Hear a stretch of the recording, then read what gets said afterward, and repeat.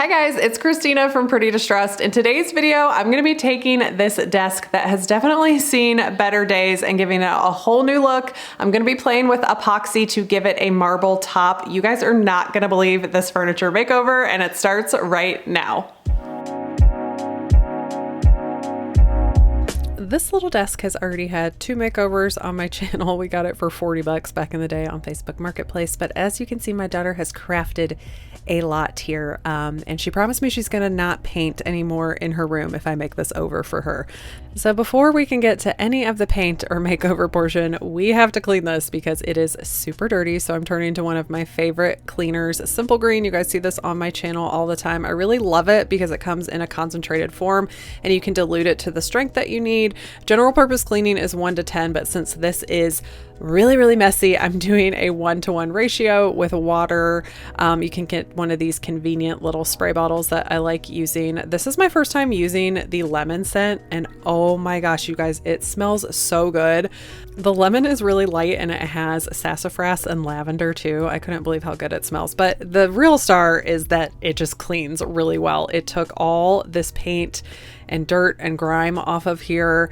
It's an all-purpose cleaner and degreaser, and it's non-abrasive, so you can use it all over the house, on counters, carpets, floors, fabric, a bunch of different things. I obviously use it to clean my furniture, and it works really well. It's also recognized by the EPA's Safer Choice program, and it's available on Amazon, so I will put a link down in the description box for you guys. Once I was done getting all this grime off my desk, I'm just going to rinse it with some clean water.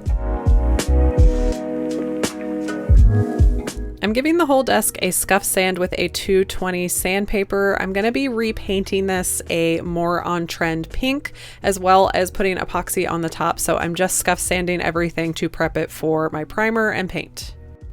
I also scraped out and sanded this middle drawer because it was pretty gross with slime and putty and whatever else my daughter plays with. Since I have a lot of exposed wood and I'm doing a white marble top look, I'm going to prime everything white just to give it a good base. I'm going to be using a water-based primer in my sprayer, and it was totally full and I spilled it everywhere, but luckily I had my Simple Green to help me clean up this big paint spill. Okay, take 2. Once I got the paint in here, I'm just adding a little bit of water to the specifications on the can to have it thinned out so it's going to spray really well in my sprayer. I'm using my Wagner Flexio 3500 with my fine detail nozzle to spray on this primer, and I also have my tent up to protect my garage. As I mentioned earlier in the video, I'm going to be using epoxy on the top of this to give it a marble look. I've only done this one other time, and what I learned is it's really good to put a primer down before you epoxy the top if you're doing a white top. It doesn't help it adhere at all. It's just going to help on the sides where the epoxy runs kind of thin, that if there's any see-through spots, this white primer is going to hide that for me. And then the primer on the rest of the desk is just going to prep it for the paint that I'm using today. I'm going to be using a trim and door paint, and so that way this is really going to help with adhesion.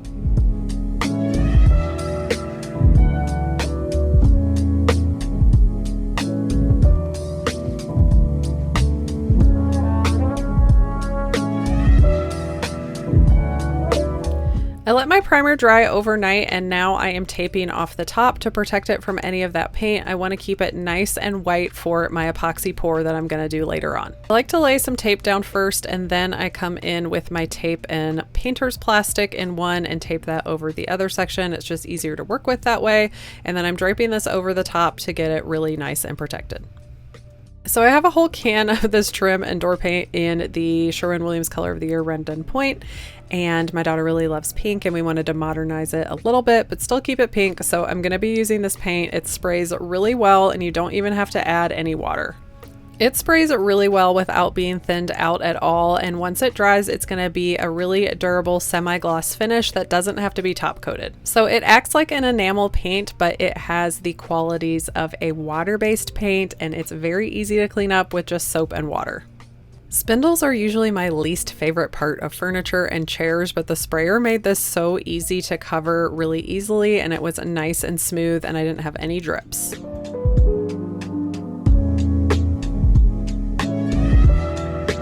This is also my first time using this little cardboard trick, so I didn't have to tape off every single section, and it worked really well.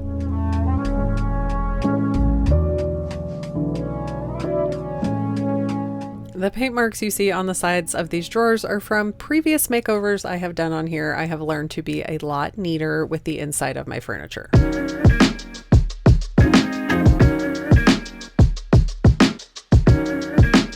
This paint takes a long time to dry. It's ready to recoat in 4 hours. And once it was dry, I flipped it on its back to get at these feet in a better angle.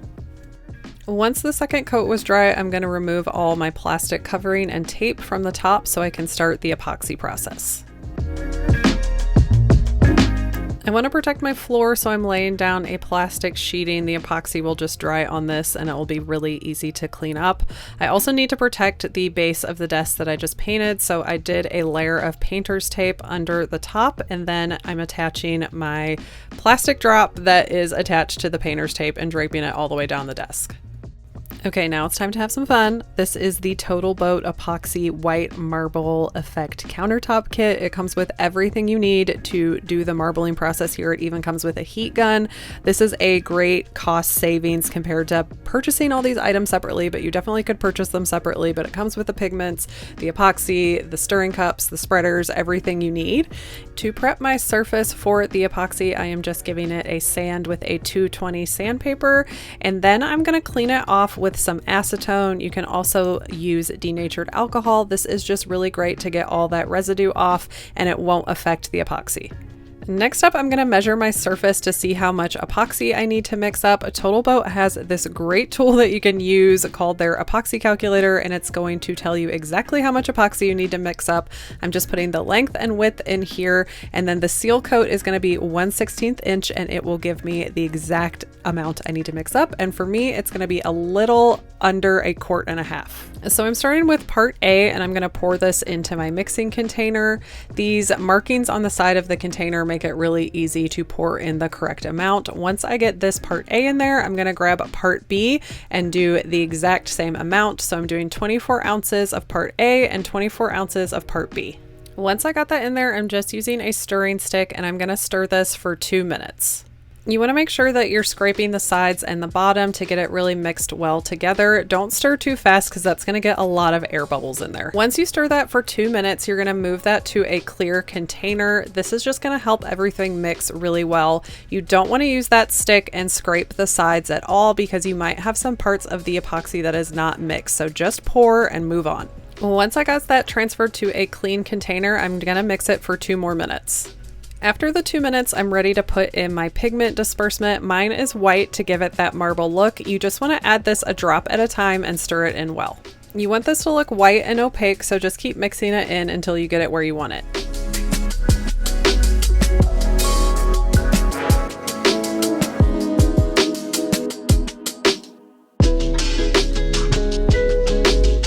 This first coat is called the seal coat. You're going to put it on in an S shape and then grab some spreaders and spread it out evenly across your surface. You want to make sure that you have on a couple of pairs of nitrile gloves so that you can help spread the epoxy and it won't stick to your skin.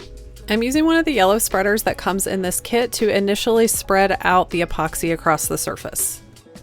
This first layer is a thin coat and it is called your seal coat. It's supposed to be about 1/16 inch thick, and its purpose is to seal your porous surface before you add your flood coat and do the marbling.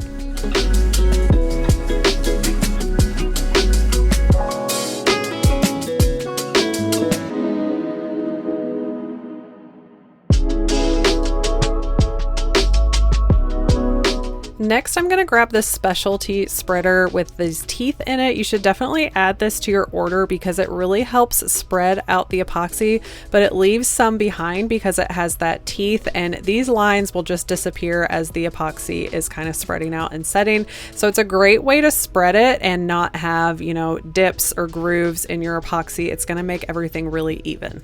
And the best way to spread out the epoxy on the sides and get it into your little curves and dips is to use your fingers. The gloves will slide right along the epoxy, so I'm just pulling more epoxy over the sides to make sure those are completely covered and using my fingers to smooth them out. I also want to note that this kit comes with really detailed instructions that make this really easy. That's what I'm following here. And once this is cured down, you're going to have a completely waterproof surface and it's going to be able to avoid stains.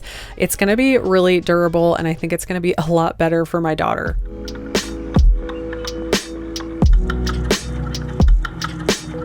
I learned that I was whipping this way too hard and it created a lot of air bubbles. So I grabbed my heat gun and spread this over the surface. It brings them to the top and pops them. To avoid this, make sure that you're just stirring slowly. You don't have to put a lot of muscle into it.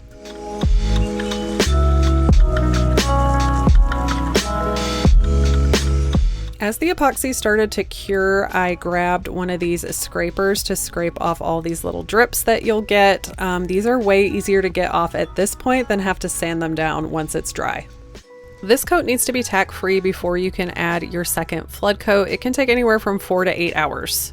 When you mix up your flood coat, you're going to need twice as much epoxy as you did for that first coat. So I used my calculator and figured out that I needed 2.5 quarts for my top, and I mixed an extra 1/2 quart for my light gray, my dark black, and then some clear for my marbling.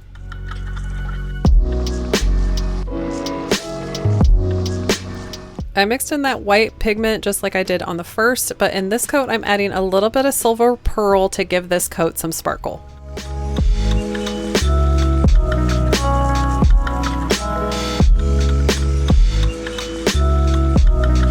Then I'm going to mix up my colors for my marbling. You're mostly going to use the light gray. You just put a little bit of this mica powder in there and stir up. And then there's also for the dark veining a black color that I'm going to mix up. This one you're going to use really sparingly so you don't have to mix a ton of it up, and then one of them I'm going to leave clear. This coat goes on just the way the first one did. Unfortunately for me, I took way too long filming, mixing up my epoxy and doing all the colors, and this set for way too long. So once I started to go spreading it on, I could tell that something was wrong. It was sticking, it was not runny, it was not running off the sides, but I just kind of kept pushing forward because I was hoping that it was going to turn out all right. Really fought it to spread it, and it was really sticky, but I thought, okay, I'm just going to try to marble. Maybe I can get out the heat gun and save this. But when I went to mix in my marbling, my surface was completely hard. Oh my gosh, it's completely hard. No!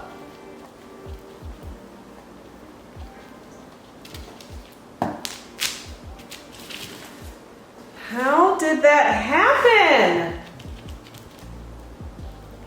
No! The good news is this is totally fixable. After letting this set for a couple of days, I grabbed a 220 sandpaper and scuffed up the entire surface. And after doing this, I can just put a whole new coat over top of here. So lesson learned, you need to get your epoxy on pretty quickly after you are done mixing it. Don't take a phone call or be scrolling on Instagram. And once I was done sanding it, I'm just going to grab some acetone, or you can grab some denatured alcohol and just wipe back any of that residue before you add your next coat. And this is just a light sanding. You're not doing any corrective sanding or stripping this back. So if you didn't like the way your marbling looked, you could do the same process and just start over. Okay, take two. I mixed everything up the same way I did the other day. And this time I did it fast enough that this spread on beautifully. I could tell that it was going to spread out nicely, and that I had not messed up this time. Yay! And just like I did on the flood coat, I'm starting out with that yellow scraper to spread it out, and then I'm going to take that specialty scraper with the teeth to really even it out.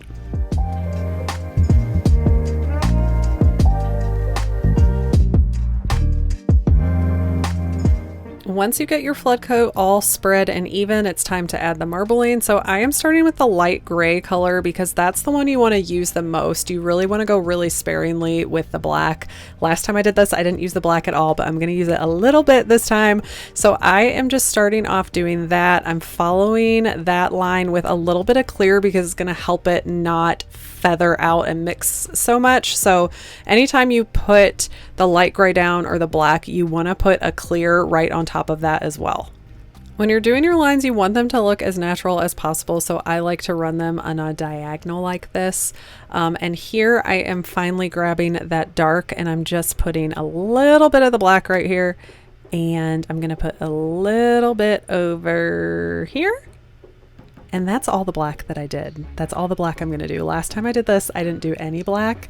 The dark veining can get really, really too much. So I just say use that sparingly. Once I got my veining where I wanted it, I am just using my gloved hand to kind of mix and mush these together. Again, every time I have a veining layer, I have a color and I have clear mixed in there too to help these kind of not all blend together. It's going to make them like a little separate. And I'm going to use the heat gun to fan these out and get the little air bubbles out. So I do have like 3 pairs of gloves on. That way you can just like rip your gloves off that have epoxy on and grab the heat gun and you're not getting epoxy everywhere. I did decide to add a little bit more up front up here, and then I'm going to mix that in, and then I'm going to go to work with my heat gun.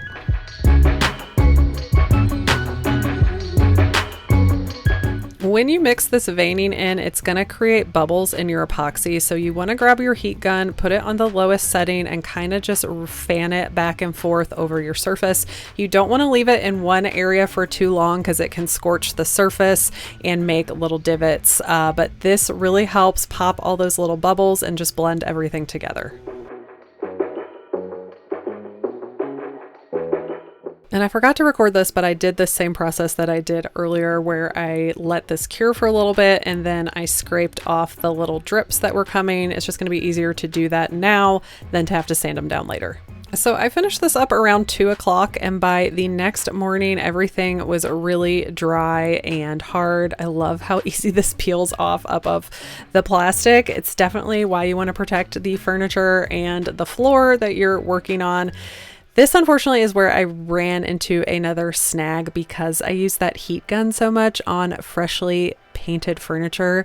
It took off some of my paint when I peeled my tape back. In the future, I think it would definitely be a better idea to do the top first, let that cure, and then paint. So I'm just sanding back these areas where my paint got a little bit too hot and peeled back. I'm just sanding this down smooth with a 220 and I'm going to repaint these sections.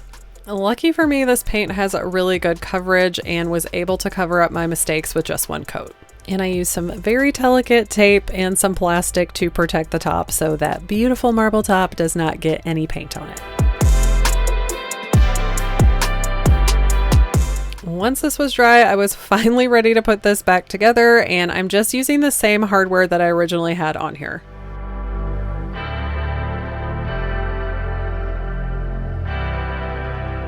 Okay, we're finally here. This has taken very long, but it is so worth it. Before I jump into the final reveal, I just wanted to encourage you guys that I hope that you can learn from my mistakes. That's part of the reason that I do this, so you guys can see how I mess up and hopefully not do that in the future. But I also want to encourage you that if you do mess up, almost anything can be fixed. You just have to have patience and perseverance, so don't give up. I know you can make your makeovers beautiful, and I hope this one encouraged you. Just to remind you, here is what I started off with. Oh, this top was such a disaster, and here it is now. What a difference. I think it is just stunning, but it's also going to be a lot more durable for my daughter. She has promised me that she's not going to paint on here anymore, so hopefully she keeps that promise for me. I love the new pink color. It's just a little bit more sophisticated, and the top is just stunning. I hope you guys enjoyed this makeover. You can find all the products linked down in the description box. Please let me know what you think of this makeover, and I will see you guys in my next video.